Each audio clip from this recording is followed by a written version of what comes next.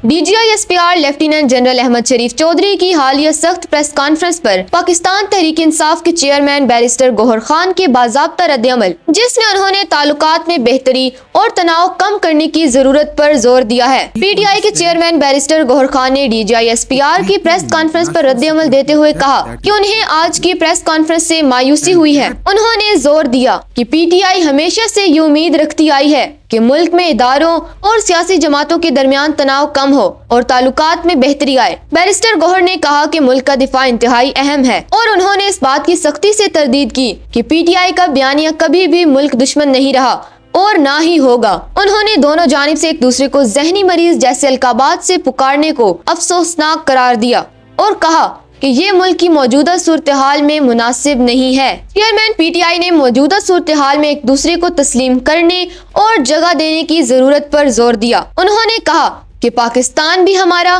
फौज भी हमारी है और इस वक्त सबको मिलकर एतमाद के फिकदान को खत्म करना होगा।